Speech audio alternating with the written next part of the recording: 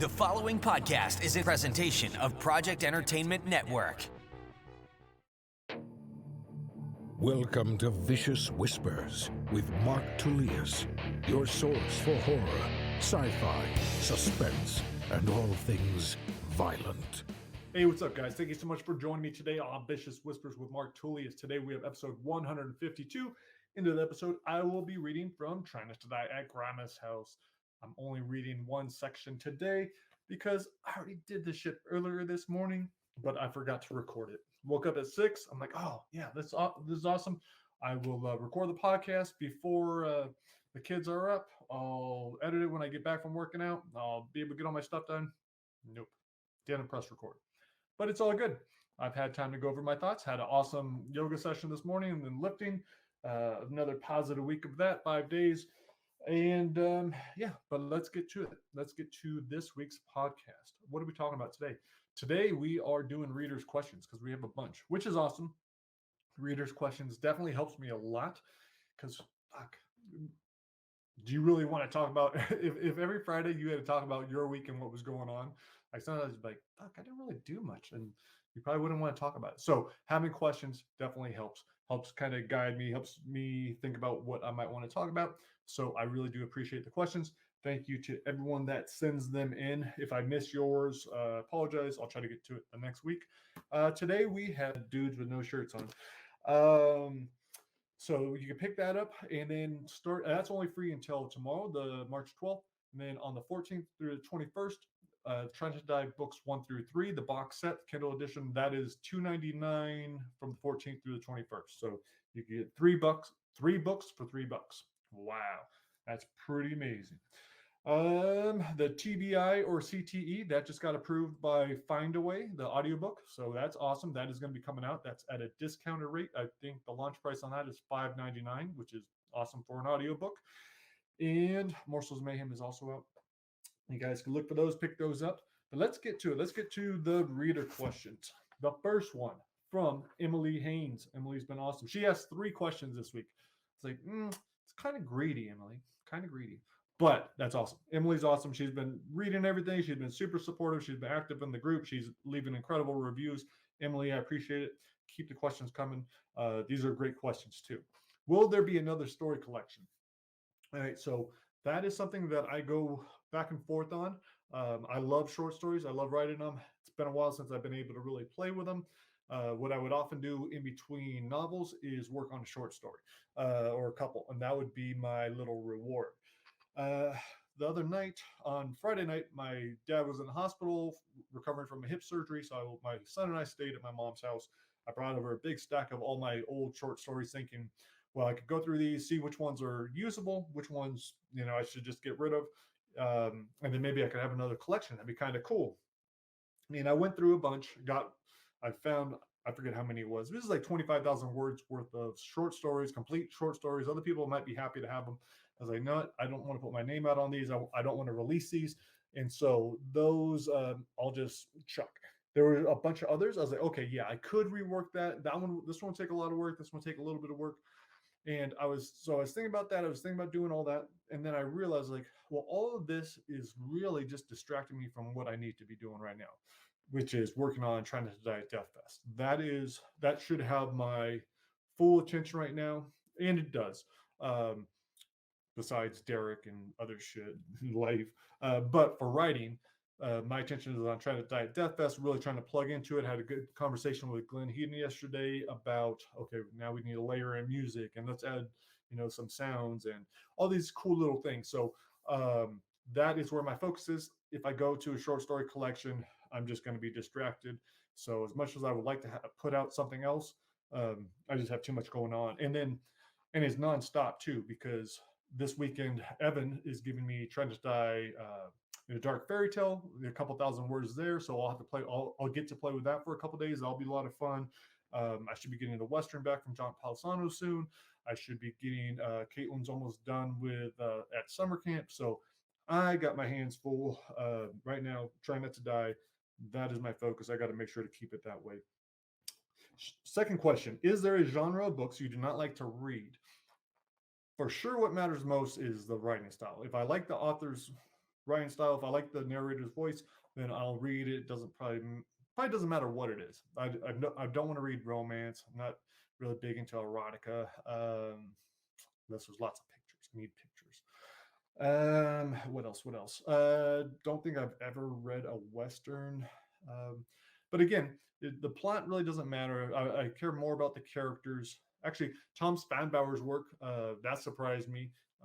But it was literary, is beautiful, but I did enjoy that. So I think, with music, I used to always limit myself. I was like, I'm only listening to heavy metal. I'm only listening to heavy metal. And for so long, I missed a lot of other cool music. I still mainly only listen to heavy metal, but I play lighter versions of it now. But that's kind of how it is with reading.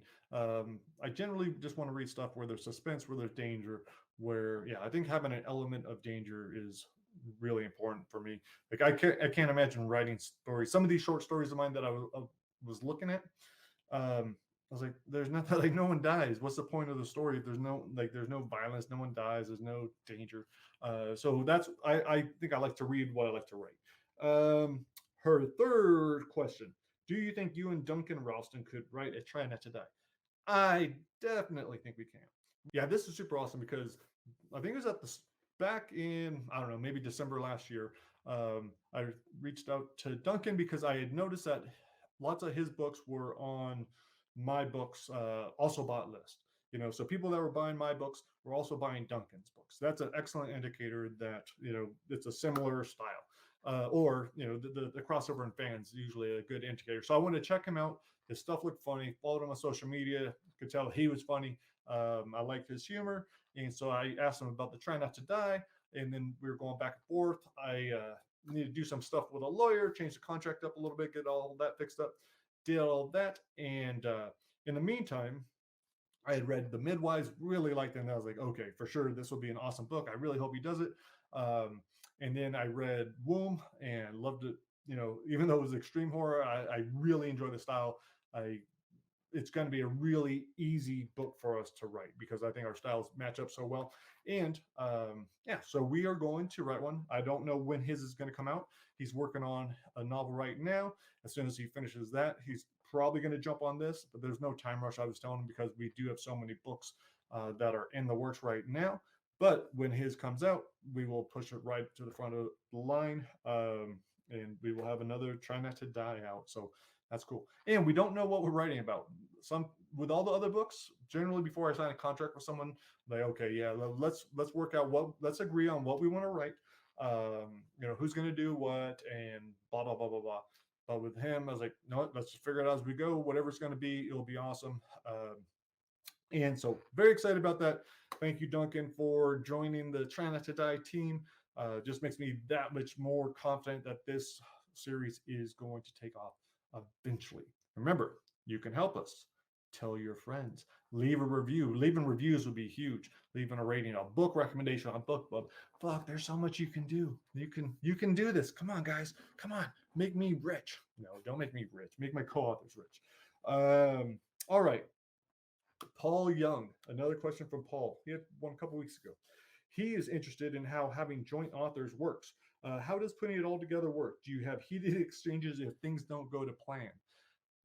All right, so that's an excellent question. Thank you, Paul. I used to fear that. I think that's one of the things that almost made me not even go into collaborating, because I knew how difficult it was for me to take advice or suggestions. Or the first time I had an editor tear apart my book, like with Brightside, I got defensive, and I was like, fuck, I don't want that. I don't want to be on the other end of that. I don't want to be the person suggesting stuff and this writer getting offended, and then back and forth. I was like, I just don't want that. So, but with Anthony, we didn't have that. With Donna, there was none of that. So I make sure everyone knows upfront, like, hey, this is a collaboration. We'll figure out the best way that it works. Everyone's going to be different. With Sage's book, with the Wizard's Tower, I did very little because Sage is an excellent writer. Him and Tom were my mentors at one point, and he's a dungeon master. He knows fantasy, so there wasn't really a whole lot I could do except put it into the right format and give suggestions and do editing type stuff. Other people are, I did some with Donna's book with Brightside. I did the majority of the writing, but then she helped build my character and kind of guided some decisions and stuff like that. I would go to her like, hey, is this what would happen? What do you think about this? And she helped the book that way. So every instance is different, but yeah, I don't want any headache. I tell everyone this is low pressure. This should be something that's fun. I want it to be successful, but I want it to be a very low pressure, just cool. Everyone's happy. Like I want each of these people to be happy with their book. I want to be happy with it as well. But yeah. So Paul, hopefully that answers your question. There shall be no heated exchanges about writing in this household between myself and co-authors. Between other people in this house, I can have heated arguments all the time. All right. The last one is from Alvin Pateres, my assistant. This dude is awesome. If you guys have watched any of the videos, the professional videos, that's all his work. He does an amazing job with that. He's been super supportive, super encouraging. Really appreciate you, Alvin. He had a really cool question. He didn't even mean this for the podcast. He would just ask me in an email. But he said he's heard from my podcast that when I wrote horror before, where I draw the darkness from was from all my negative experiences. They asked, as an artist, would you say that you need to go back into that source to feel the same emotions you felt when you wrote those horror stories? Do you have to go to a dark place when you write horror? So, yes, I used to always go to that place. I go to a place of pain, I think. So, a moment where you wished your parents were dead and you feel shame about it, or that time you got beat up and you felt more shame, or there was anger, or whatever these moments were when you're really scared. Like go into those moments, trying to get those emotions and then put them into the character. So that's definitely been a big thing. On Wednesday, we did my first hypnosis session about getting rid of anger. So it was interesting. We'll see. I learned a lot of lessons. I actually printed them up. I had to, during the hypnosis, I had to talk about the lessons I learned looking at those moments. When I'm angry, I don't say the truth. Being angry doesn't make me a bad person. It's usually only hurting me. I can control my anger. I learned to use love before anger. All kinds of good stuff like that. So these are messages I have to read during the week. But at the end of the hypnosis session, she had me go back to one of those moments, like a painful moment. She's like, okay, go back there. Now, can you feel those same emotions? And I realized that I couldn't. Like it just they weren't there. So hopefully she didn't just fuck up all my writing, because that would suck if I couldn't access my dark side anymore. I don't think that's going to be a problem though. I'm going to work on I just want to tell her about all the anger, and I'll just keep a little ball bunched up, and yeah, she'll never know. I'll tell her she did an awesome job. So I will. I'm sure I'll always have some darkness inside of me. This guy's been fucking causing me to procrastinate a bit. He filmed a video. Well, last week he did, or might have been this week. He reviewed Duncan's Womb. And so I was like, okay, is playing with a puppet a huge waste of my time? Because I'm talking about, I have limited time. The other day I was about to go smoke. It was, I don't know, 4:30. I'm like, I saw Womb laying there. I saw Derek. I'm like, Derek likes to get high. So we got high. He did a book review of Womb. It probably only took like maybe 10, 15 minutes to film, another 20 minutes, 30 minutes to edit and put it out there. So it wasn't like it took up a ton of time. I had fun doing it. And so part of me was like, waste of time. Other part was like, no, it was fun. Why not do it? And then I filmed another one in the sauna. I'll probably put that out tomorrow. There was another one where he filmed it about his hypnosis session. I don't know how that one turned out, but whatever. Just interesting. But again, I think it all goes back to like my philosophy is like, fuck, we could die tomorrow. So why not have fun today? Do what you want to do today. The rest of the day for me is going to be, I'm going to be editing this. I'll do a newsletter real quick. I'll take my daughter's singing, have a nice talk in the car. Who knows what I'll be doing in the car. Yesterday, it was a Zoom session with Glenn talking about writing. Today, I might take my writing in the car, do that. I might take my guitar. I don't know. But I'm going to make it cool, make it fun, come home, play video games with the family. And that's about it. And then see some family, extended family this weekend. So looking forward to that as well. All right, guys, enough about me and all this bullshit. Let's get to the story. Bump, bump, bump. Try not to die at Grandma's house. That's what we're doing. At the end of the last section, you have to make a choice. You're inside the house. You're watching Sam walk towards the woods. You're worried about her, but you're also tired of going after her. You're inside with your grandma. You could decide either to follow Sam or stay with your grandma. Now, if you're the kind of person that would hang out and stay with your grandma, you kind of deserve to die. And I'm not even going to read it to you. So we're just going to go with the scene. If you followed Sam. I scream Sam's name as I run out the door, but she won't stop. I follow her into the trees, and again, I trip on a branch and stumble. Dang it, will you slow down? The only reason I catch up is she stopped at the tree with the 3 claw gashes. Grandma said to stay away from the fence, I say. Then go back. I thought you wanted to go home. If Grandpa finds out he's not here. I'm not leaving until I find out what's back there. It didn't kill Tim. Yeah? Grandma tell you that? I clench my teeth. Sam obviously trusts her less than I do, and I hate that she's smarter than me right now. Still, I say, she also said those creatures only come out at night, but how do you know? I'm hoping this will scare her enough to turn her around, but she barely hesitates before pushing further into the forest. I try to keep up, but she's fast, cutting in between trees and angling up to the right. Then she's gone. The causing chirps fill my ears. My heart's thumping against my chest, and I start to call out Sam's name, but I know I'll just sound like a whining baby. I walk towards where I saw her last, figuring I'm going to hit the fence eventually, but I don't see it. I wonder if I'm even heading the right way. Everything still looks the same. There's a rustling and a shriek. It's not Sam, but I take off running, find her picking up a rock and throwing it up into a tree. I'm terrified she's found another creature, something worse. But then, quit it, Charlie calls out. He's up in the tree clinging to a branch. Another rock cracks off the trunk. You spying on us? Sam says. It's a free country, Charlie says and presses his face to the branch to avoid another rock. Sam, stop that. She picks up another rock and I grab her arm, force her to drop it. My grandpa has a gun and he'll shoot you, Sam says. Then my daddy will shoot him. Sam goes for another rock, but I pull her back. Leave him alone. What's wrong with you? He's trespassing. I don't get why Sam's so mad, but I figure it has to do with last night. Whenever she shows an ounce of weakness, she turns on everyone. Last fall, she twisted her ankle on the playground and started crying. The kids had never seen her do that, and they gathered and laughed. She punched Wade Waldron in the balls so hard, I don't think he'll ever have kids. Charlie, why are you up there? I ask. I find him a little less creepy than the first time we met him. Maybe it's something about him being up in the tree, or maybe it's the way he's holding onto the branch for dear life. He says, I saw Joe burying ashes this morning. Figured you all saw one of the soul suckers last night. I was waiting to see if one of you was dead. Charlie instinctively ducks, clearly expecting another rock, but Sam's not angry, just curious. She walks under him. What are those things? Daddy says they're from hell. They drain you clean and take your spirit. That's dumb, Sam says, but I can tell she's considering it. I say, our grandparents say they're mutations, that someone let out some exotic pet and mated it with something out here. Well, if anyone released it, it was Joe and Barb. We never had nothing like that until they moved in.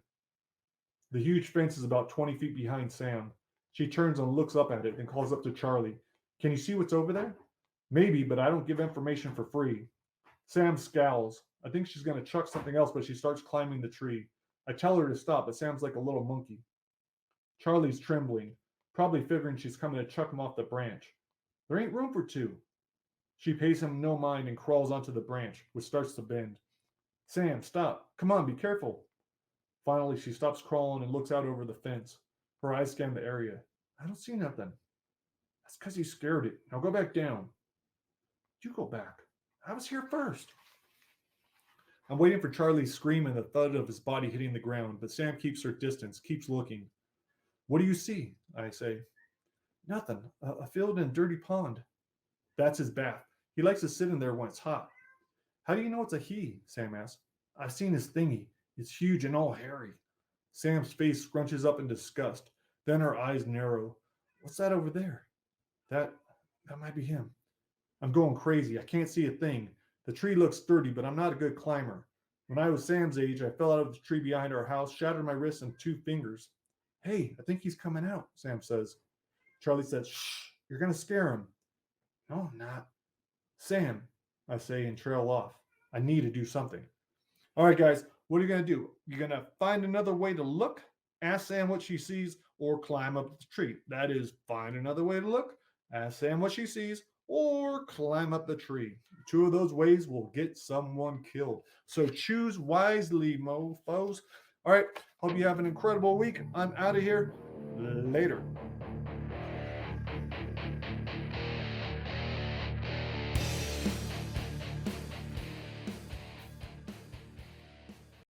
This has been a presentation of the Project Entertainment Network.